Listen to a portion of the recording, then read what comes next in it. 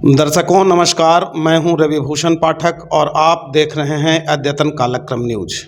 आज हमारे सामने स्टूडियो में उपस्थित हैं डॉक्टर BD शर्मा, जो बच्चे के डॉक्टर के रूप में गया ही नहीं, पूरे मगध क्षेत्र में अपना एक पहचान रखते हैं। और कई दिनों से मैं इन्हें सोशल मीडिया के माध्यम से देख पा रहा हूं कि ये राजनीतिक गतिविधियों में कार्य करते नज़र आ रहे हैं। तो आज संयोगवश इन्हें अपने स्टूडियो में बुलाकर मैं ये आप सबों तक जानकारी उपलब्ध करवाना चाह रहा था और ये आज हमारे स्टूडियो में आए। तो आइए हम इनसे कुछ सवाल करेंगे जिससे आप सबों को भी जानकारी उपलब्ध हो पाएगी कि ये चिकित्सा के साथ साथ राजनीति के क्षेत्र को क्यों चुने और दोनों को ये कैसे संयोजन कर पाएंगे। तो डॉक्टर साहब, आप एक सुप्रसिद्ध बच्चे के चिकित्सक के रूप में जाने जाते हैं और कुछ दिनों से मैं सोशल मीडिया पर देख रहा हूँ कि आप राजनीति के क्षेत्र में भी आए, तो ऐसा क्या है? देखिए, हम पेशे से डॉक्टर हैं और डॉक्टर क्या है कि कोई भी बीमारी का इलाज करता है और जो भी मरीज होता है उसको रोग मुक्त करके स्वस्थ बनाता है। वैसा ही आज हमारा समाज बीमार पड़ा हुआ है। आप देखिए कि राजनीति को अगर हम डॉक्टर हैं और राजनीति में अगर हम आए हैं, अभी हम जन स्वराज के प्रदेश उपाध्यक्ष हुआ हैं, अगर हम राजनीति में आए हैं तो लोगों को लग रहा है कि एक डॉक्टर आखिर राजनीति में कैसे आ गया। आखिर क्या बात है कि राजनीति से लोग, पढ़े लिखे लोग इतना भाग रहे हैं, इतना राजनीति को लोगों ने गंदे नज़र से देखना चालू कर दिया है। लेकिन मेरा मानना है कि ये राजनीति कोई छोटी चीज़ नहीं है। ये पूरे आपका जो जीवन शैली है, आपका पूरा भविष्य है, वो निर्धारण करता है। यही नेता लोग यहाँ पे डेवलप करते हैं और आपका भविष्य कैसा है, आपका समाज कैसा बनेगा, ये राजनीति कहीं ना कहीं इस पे हस्तक्षेप करता है। तो मेरा मानना है कि अगर पढ़े लिखे लोग अगर राजनीति में आते हैं तो कुछ न कुछ वो समाज को दे के जाएंगे। और रही बात आज की अपना बिहार, तो बहुत ही खराब स्थिति है। यहाँ पे अराजकता, भ्रष्टाचार, जितने तरह की कुरीतियाँ हैं सब यहाँ पर हैं और एक पूरे भारत में बिहार के प्रति क्या मानसिकता है वो आपसे छिपी हुई नहीं है।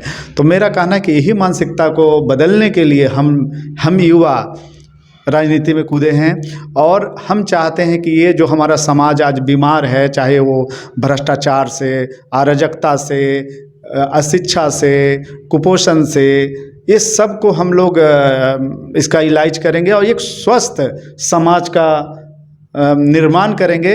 इसीलिए हमने राजनीति को भी चुना है और चिकित्सा को भी हमने चुना है। तो अभी आपने अपने शब्दों में कहा कि आप जन स्वराज पार्टी के प्रदेश युवा उपाध्यक्ष के रूप में कार्यरत हैं और सेवा दे रहे हैं लोगों को।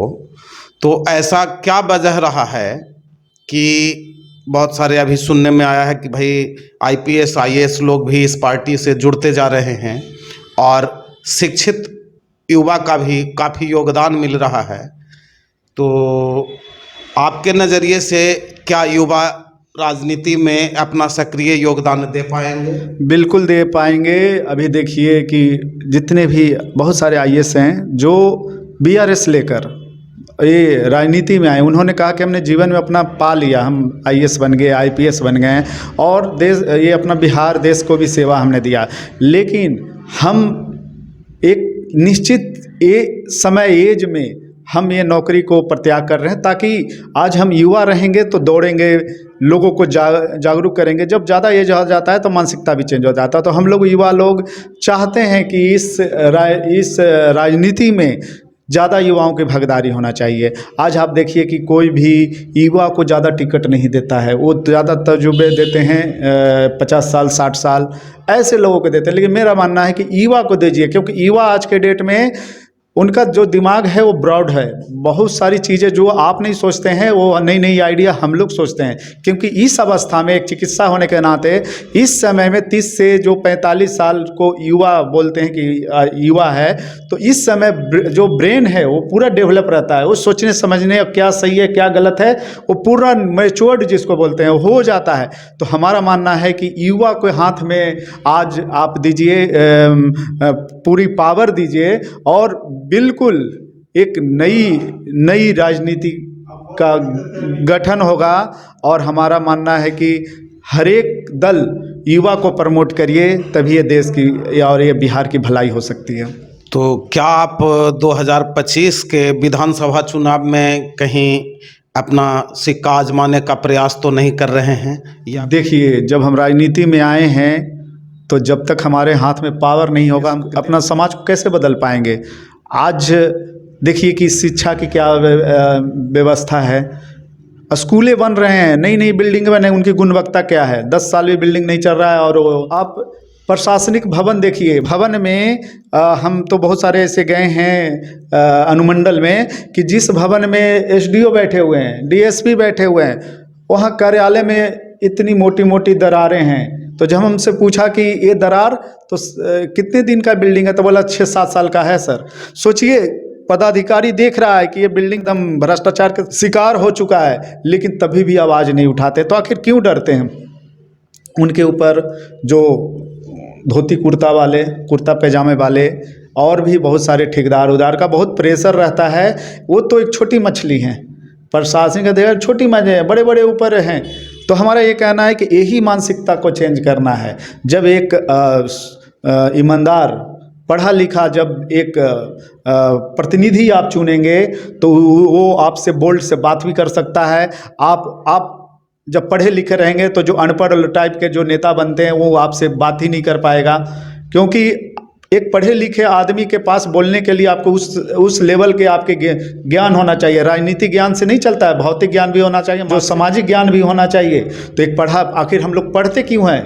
सभ्य बनने के लिए संस्कार पैदा होता है। तो जब आप संस्कारित रहिएगा, सभ्य रहिएगा, तो आपसे बात करने के लिए आप पर उंगली उठाने के पहले भी 10 बार सोचेगा कि इनको हम क्या बोलें। तो मेरा ये मानना है कि एक स्वच्छ राजनीति के लिए युवा को आगे आना ही चाहिए। और हमारी रही राजनीतिक परिवेश, तो हम जब राजनीति में आए हैं तो बिल्कुल अगर जहाँ से भी हमारी पार्टी हमें निर्देश देगी हम बिल्कुल आएंगे, क्योंकि ये कोई गंदी चीज़ नहीं है। जब हम आएंगे तो बहुत सारे युवा हमको देखकर प्रेरित होंगे और बहुत सारे ऐसे डॉक्टर भी आएंगे इस क्षेत्र में। कोई के तो कदम आगे बढ़ाना पड़ेगा, एक उदाहरण पेश करना पड़ेगा।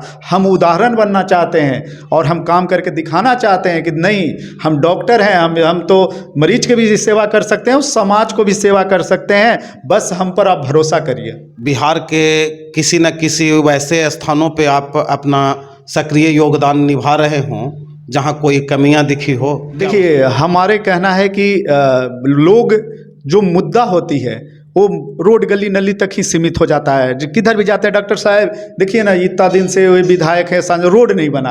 अरे रोड बना नहीं है, नहीं बना। आप बच्चे के लिए कभी बातें नहीं करते कि हमारा बच्चा रोड पे दौड़ रहा है, जूता सी रहा है, पंचर बना रहा है। आप क्यों नहीं इस पे बात करते हैं कि हमारा एक अच्छा स्कूल होना चाहिए क्षेत्र में, एक अच्छा डिग्री कॉलेज होना चाहिए मेरे क्षेत्र में, एक अच्छा अस्पताल बन गया। वहाँ पर देखिए कौन डॉक्टर, कितने डॉक्टर वहाँ पोस्टेड हैं, कितने नर्सेज पोस्टेड हैं, कोई मतलब ही नहीं है लोगों को।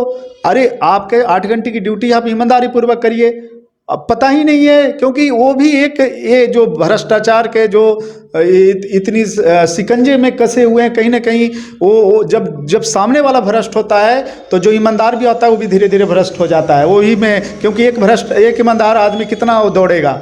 तो हमारा ये कहना है, पैसा आता है खर्च नहीं करते हैं, कभी इसकी बात नहीं करते हैं। आप गया में मेट्रो ट्रेन चलाने की बात करते हैं, यहाँ पैदल चलना दुर्लभ है। हमारा मानना है कि रोड को अतिक्रमण मुक्त करा के यहाँ फ्लाईओवर की ज़रूरत है, मेट्रो की ज़रूरत नहीं है, क्योंकि यहाँ आम जनता है। आम जनता मेट्रो चढ़ेगा, गया में मेट्रो चढ़ के आप कहाँ जाइएगा?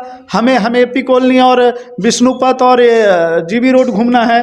तो उसमें मेट्रो कहाँ, वहाँ तो मेट्रो के लाइन ही नहीं दिए हैं, वो हमको फ्लाईओवर चाहिए। आप जनता की बात करिए, हमें इस सभी नदियाँ आज के डेट में सूखा, आज से याद है कि 20 साल पहले इतनी पानी आती थी, सिंचाई होती थी, तो आज के डेट में पानी आना बंद हो गया। हमारा ये कहना है कि योजना ऐसा होना चाहिए जो गरीब लोग एकदम नीचे तबके तक वो उसका लाभ हो सके। सभी नदियों को जोड़ देते, सोन नदी से जो योजना है, कितना बढ़िया योजना है, सभी हर नदियों को जोड़ दीजिए, सालों भर उसमें पानी रहेगा। अभी गर्मी आने वाली है, वाटर लेवल नीचे जाते हैं, सूखा का माहौल बन जाता है, कितने लोग प्यासे मर जाते हैं। तो सरकार चाहती ही नहीं है। हम तो कहते हैं कि जिस दिन स्वास्थ्य, शिक्षा और सिंचाई पे सरकार काम करना चालू कर देगा, उस दिन खुशहाली फिर से वापस आएगी। रोड नली गली तो बनेगा, विधायक बनाए, सांसद बनाए, मुखिया फंड से बने, जिला परिषद से बने, एमएलसी से बनेगा, कोई ना कोई तो फंड आएगा रोड बनने के लिए। लेकिन ये शिक्षा, स्वास्थ्य और सिंचाई पे कौन, सरकार को ध्यान देना चाहिए। और यही जन स्वराज का है, सुंदर राज बनाने के लिए जन स्वराज आया है। और हम 3 एस पे काम करेंगे, शिक्षा, स्वास्थ्य और सिंचाई। इसको हम इतना मजबूत कर देंगे कि पूरा जो गरीब लोग हैं नीचे तक वो समृद्ध हो जाएगा, अपने बाल बच्चे को भी पढ़ा लिखा कर एक अच्छा मुकाम हासिल करवाएगा। जनसुराज पार्टी के प्रदेश युवा उपाध्यक्ष होने के नाते बिहार के युवाओं के लिए कोई संदेश दें। हम युवाओं को यही संदेश देना चाहते हैं कि खूब पढ़िए और उस लायक आइए। आप एक नौकरी तक ही सीमित न रह जाइए कि हमें नौकरी सरकारी करना है। आप नौकरी से अपना जीवन संभाल सकते हैं, लेकिन आने वाली पीढ़ी को आप नहीं संभाल सकते हैं। आप लोग को भी राजनीति में कूदना पड़ेगा। ये जरूरी नहीं है कि खूब पैसा हो तभी हम राजनीति में आएंगे। अच्छे लोग का आज भी पूछ है मार्केट में। आप अच्छे हैं तो लोग आपको पूछेंगे। अगर आप में वो क्वालिटी है, राजनीति वाली क्वालिटी है, आपको समाज लेने की, चलने का क्षमता है, तो निश्चित ही कोई ऐसा सरकार आएगा, वो आपको एकदम घर मोहल्ले से उठाकर और पटना की गद्दी पे भी बैठा देगा। और एक युवा का जो राजनीति होगा है वो स्वच्छ राजनीति होता है, क्योंकि वो पढ़े लिखे रहते हैं, उनमें जोश होता है और उनको कुछ करने का लालसा होता है। जो बहुत मैच्योर्ड जो होते हैं वो पूरे इतने तरह का वो ताम झाम राजनीति तंत्र के बीच में से गुजरते हैं, वो कुछ कर नहीं पाते हैं। तो मेरा कहता है कि ये देश का, ये बिहार का जो लगाम होना चाहिए, युवाओं के हाथ में होना चाहिए, तभी ये विकास कर पाएगा। जनसुराज पार्टी के तरफ से कोई नया कार्यक्रम या कोई वैसा कार्यक्रम जिससे जन चेतना जागृत हो अभी चलाया जा रहा है या चलने वाला है, उस पर प्रकाश डालें। बिल्कुल, हमारे यूथ ब्रिगेड की तरफ से, जनसुराज यूथ ब्रिगेड की तरफ से हम लोग पूरे बिहार में 22,500 किलोमीटर बाइक रैली का आयोजन किया। हर एक प्रखंड को हम टच करेंगे। बहुत सारे वार्ड पंचायत से होकर वो रैली गुजरेगी। उसका मेन उद्देश्य है युवाओं में जोश भरना, युवाओं को सचेत करना कि आने वाली पीढ़ी युवाओं के हाथ में होना चाहिए। और जब ये जनसुराज जाएगा, उसका एक ही है कि सुंदर व्यवस्था, सुंदर राज, सुंदर समाज बनाने की कम से कम अपने बच्चे के लिए जागिए। आप अगर बच्चे के लिए नहीं जागिएगा तो आप भी इसी तरह से अपनी जिंदगी बिताते बिताते आप चले जाइएगा इस दुनिया से। आपके बच्चे भी वही राह पे चलेंगे। एक नया संदेश दीजिए कि हमें बच्चे को पढ़ाना है और सुंदर बिहार बनाना है।